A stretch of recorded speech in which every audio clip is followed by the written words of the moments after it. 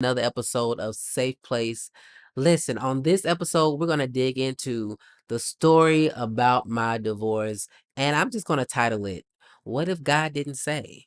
So let's dive right in on this episode of Safe Place with Titus Glenn.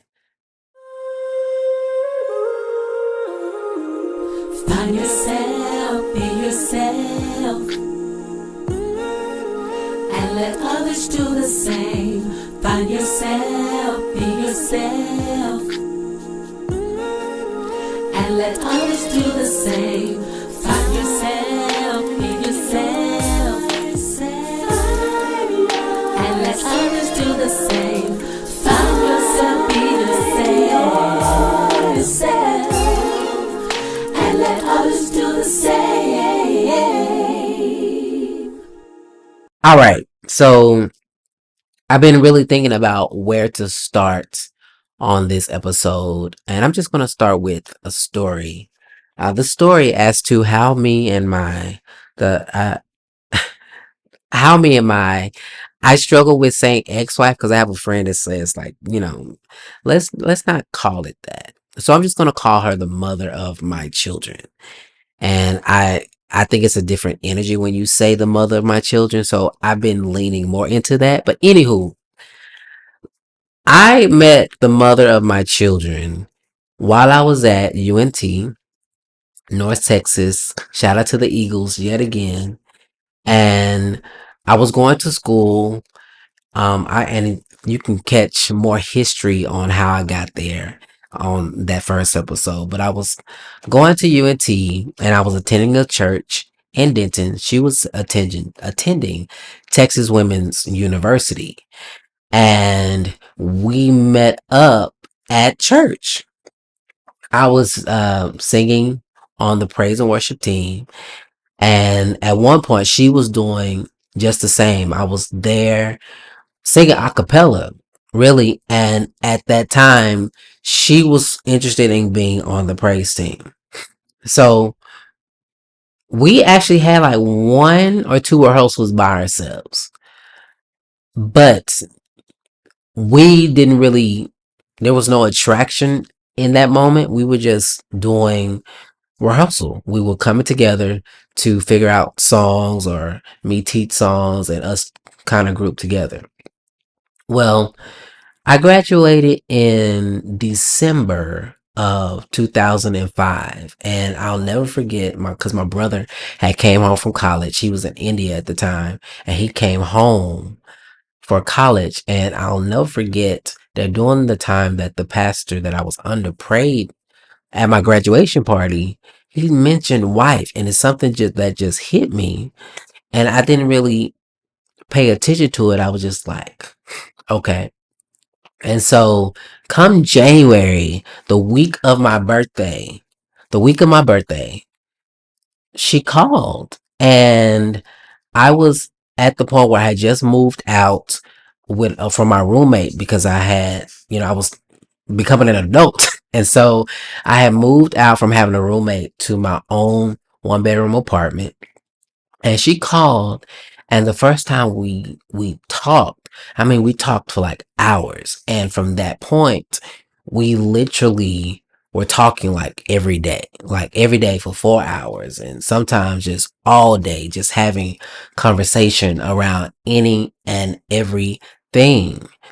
And what brought us even closer was I was wanting to share some things about my past and some things I had walked through. And one night I had a dream about her, and it's like she was in my dream, I was in her dream.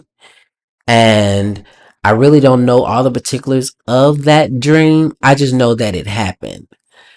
And what happened, I feel like I keep on saying and a lot, but it's an extension. It really is an extension of me trying to get this story out in the most authentic way. There's no script, there's no nothing. There's just here we are, me and this camera in this what safe place. So I had a dream, and I'll never forget. There goes that word and again. Okay, continue, Titus. Focus, focus, focus. I'll never forget Valentine's Day of that year, 2006.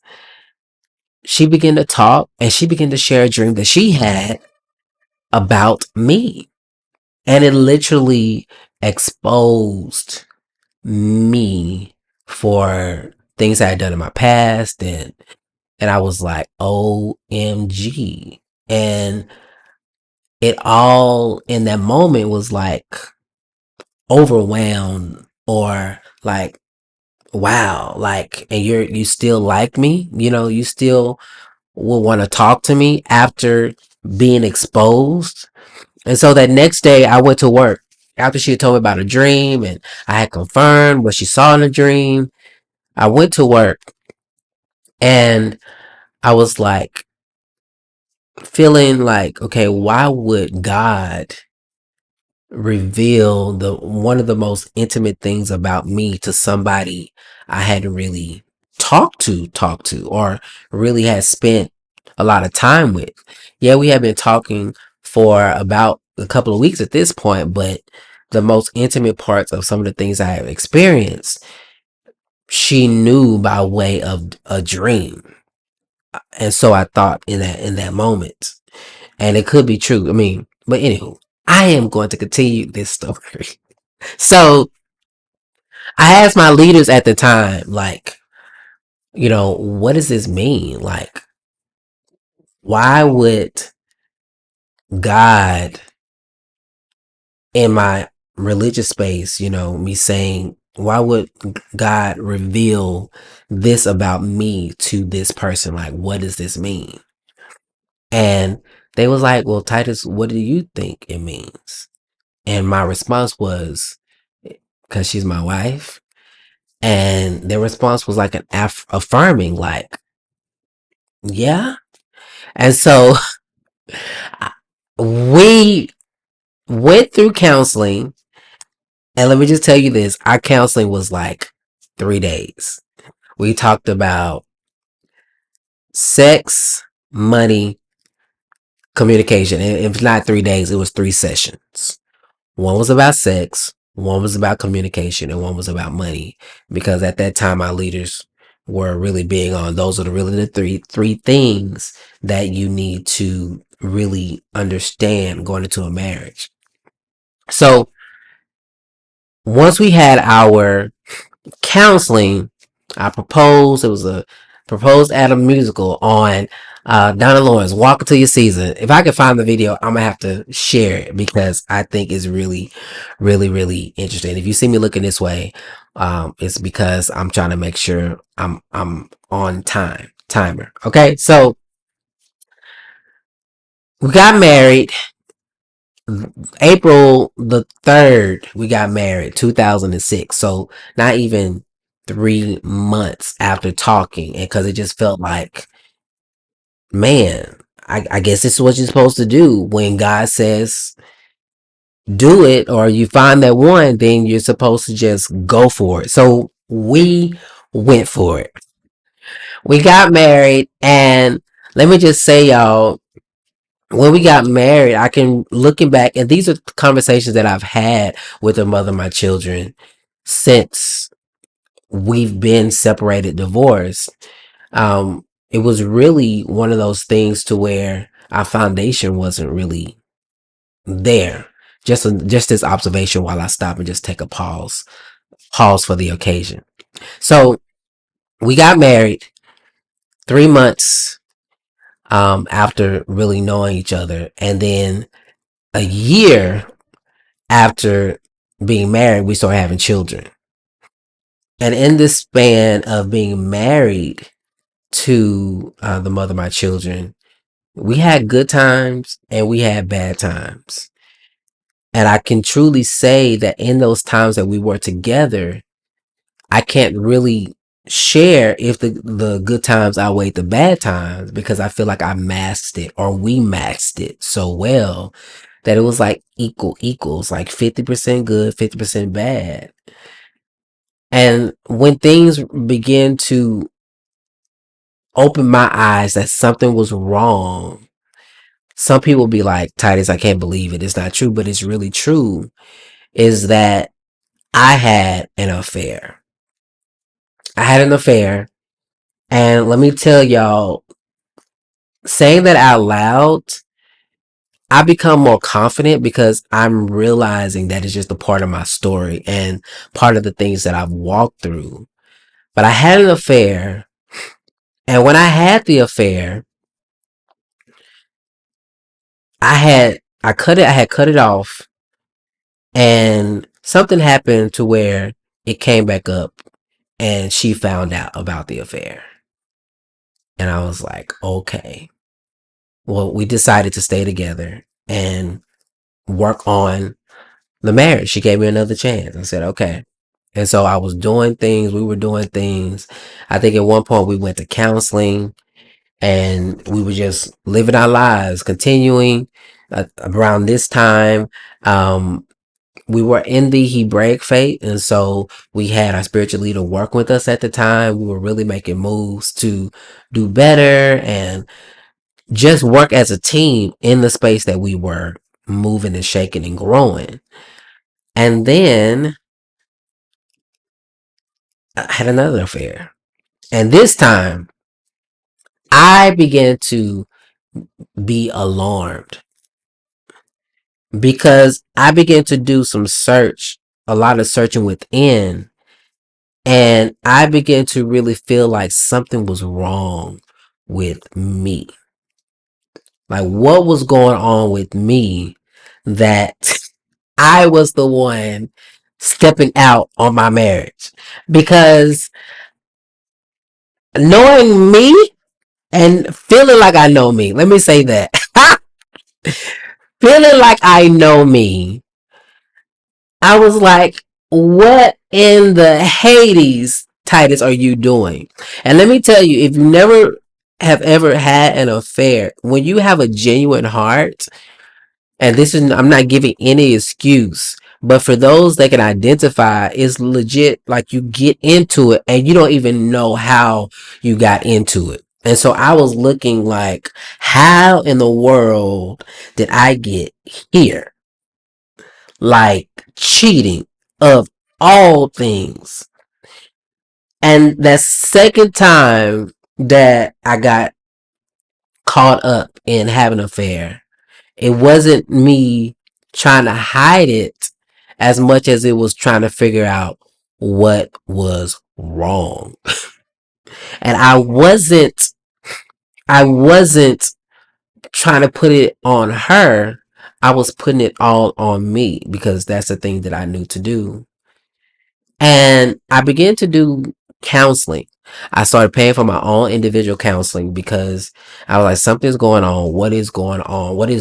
I keep on saying it because that's what it was. Like, what is happening with you, Titus Glenn, worship leader, praise and worship, like seeking God's face, and you are out here doing the fool. And what happened, it started to really connect for me when I started going to therapy and I started reading books as to why people cheat. I started reading books, y'all, on why people cheat, trying to figure out what is going on. And I was reading and watching a podcast of Esther. Her name is Esther Perel, and she was talking about reasons people cheat. And one of the things that she said was people tend to cheat when they are not happy. Happy with themselves or happy with the other person. And whether y'all believe it or not, this is like when my eyes opened to realize that I had on a mask of happiness. And I really wasn't happy. And looking back on my marriage, there were so many things that I was doing as a human being with trying to please someone and trying to do things that I was legit killing myself on the inside because I wasn't standing up or knew how to stand up to be myself. And this is not to speak against the other party. This is just my nature as a human being. And when you are a people pleaser, male or female, you can be in situations to where you don't know how to speak up for yourself. So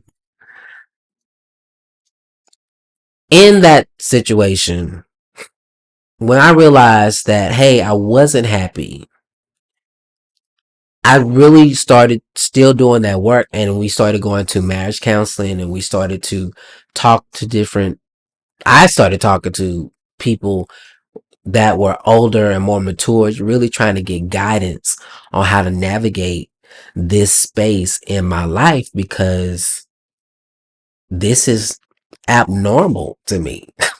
Like, I'm like, there's nowhere in my DNA that I feel like I should be cheating. And I think that's part of that self righteousness, and that had to be brought up, to know that I'm not without fault or error, and I'm not perfect. Like, nobody is perfect. And these are one of the things that have been brought to my awareness, that nobody's perfect. So let's get back to it. So, and I wanted to point out another thing that I heard somebody say, was basically, when you cheat the first time, that's something for you. But when you cheat the second time, it's in regards, or an offense, or a reflection of what you think about the other person. And I didn't really catch that until I heard that, because at this point, I was cheating because of my dis disordinance. I don't even know if that's a word. My unhappiness, or bothered, or frustration with the relationship. And I'm not excusing it. I'm just saying how things came up for me.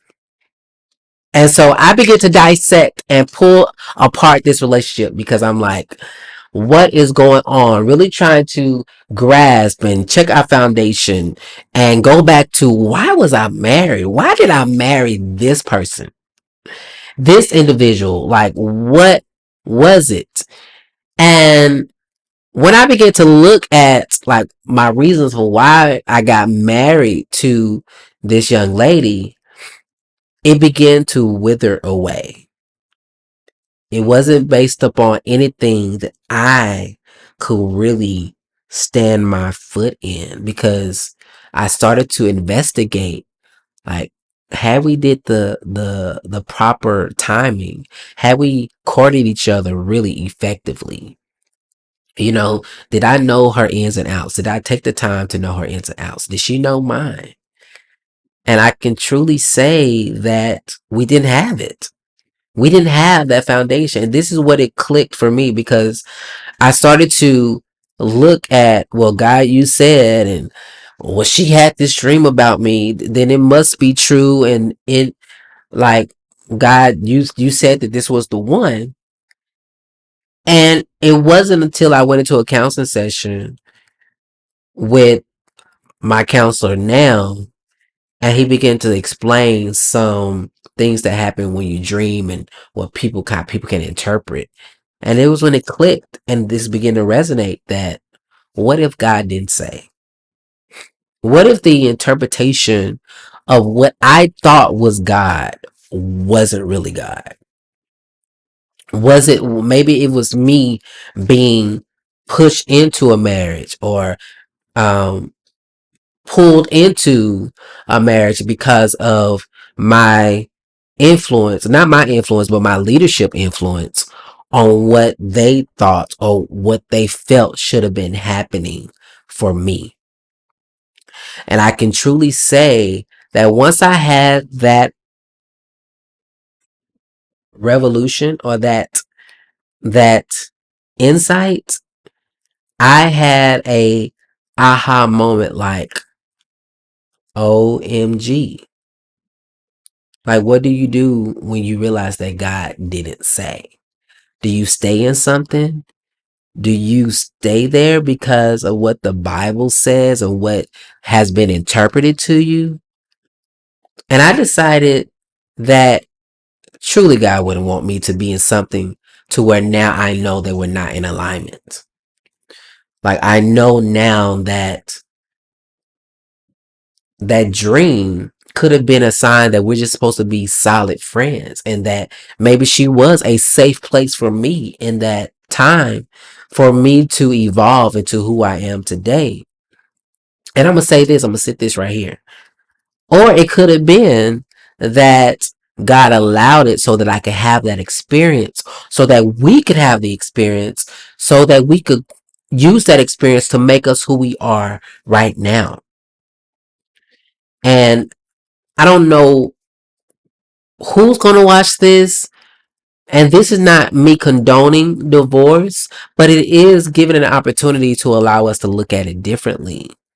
Because I feel like in our society and in our culture, we'll try to put, and let me just speak for me because this is what I've experienced. And y'all forgive me for looking. I'm trying to make sure that I'm not running out of time with the time limit that I put on this podcast in this moment. In society and our culture and with the people that I know, they have put a lot of ownership on the man's responsibility to hold down the family. And then you got the opposite where, they put it on the woman and how she acts. And I can really say that it takes partnership. And maybe nobody's right or wrong, but maybe we're both having an experience that is pushing us to be better human beings. Hopefully, uh, that the situation is pushing us to be better.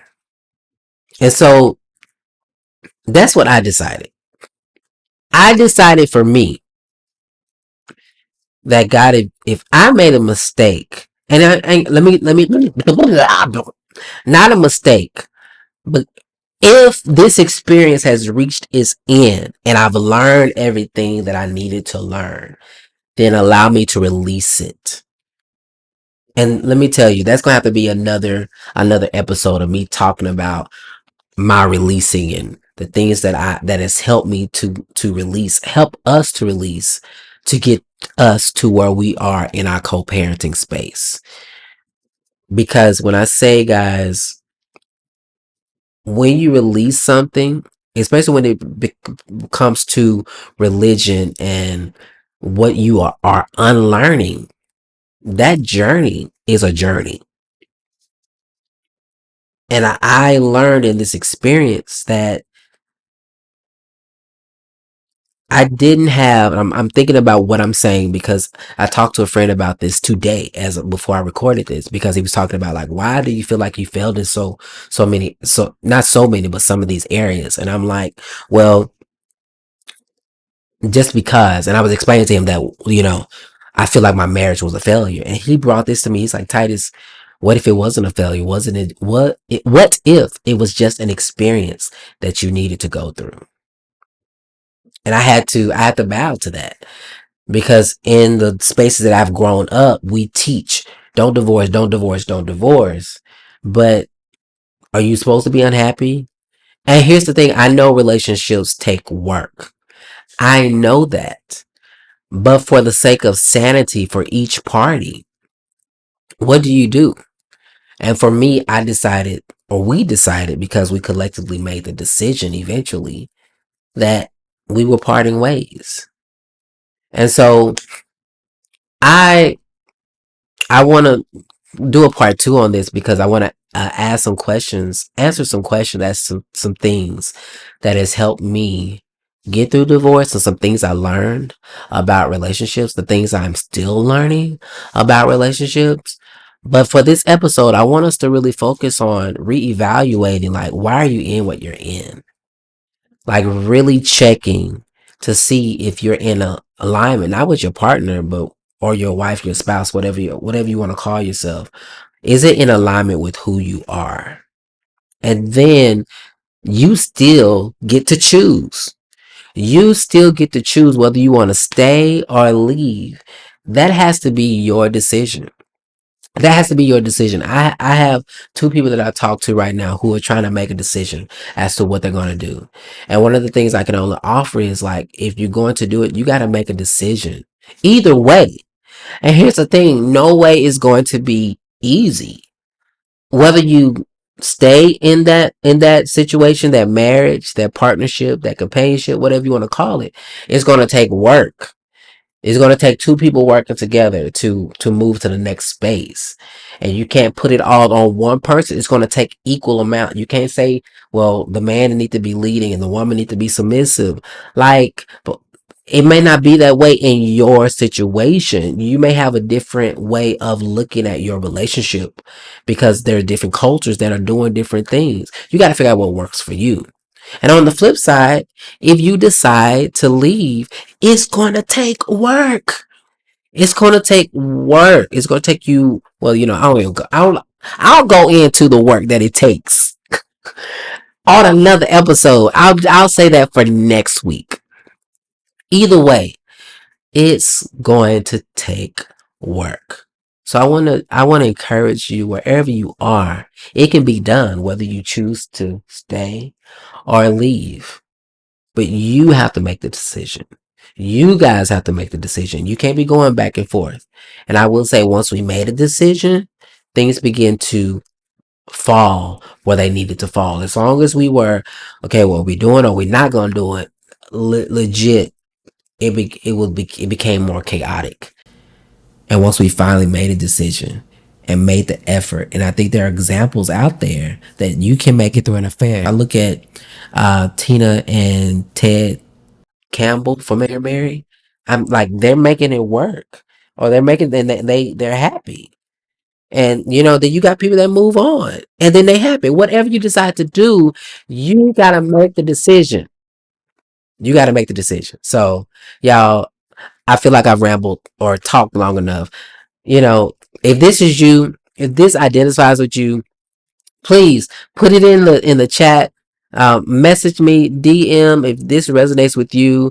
I'm not giving any counseling advice. I am just providing a safe space for you to talk and converse about the things that you're going through. And I'm hoping that this show will take you will help you come into yourself, to find yourself, be yourself, and then let others do the same. So, y'all, that's me, Titus Glenn. We have been chatting for the last 26 minutes in this safe place. I'm hoping that you guys will be encouraged that you're not by yourself. There are other people that are legit going through some of the things that you're going through. Guess what? They just not saying nothing. Believe it or not, they are legit not saying nothing. I know I said it's time to go, but they're legit. They're people that are been married for 20 plus years and they're not happy. They've just made a choice to be in an unhappy marriage. And you too can make that choice. I'm sorry, that may not be funny, but still, you can make that choice. It's all up to you. What is your intention? What are you going to decide to do? But you have to make a decision and stick with it. So, y'all, that is Safe Place with Titus Glenn. Listen, go follow me on all social media. And if you want to be a part of this community, go to Facebook and go to Safe Place with Titus Glenn, the podcast, like the page, and let's create this community where we can find ourselves, be ourselves, and let others do the same. So, y'all, peace. I'm out. Find yourself, be yourself, and let others do the same. Find yourself, be yourself, and let others do the same.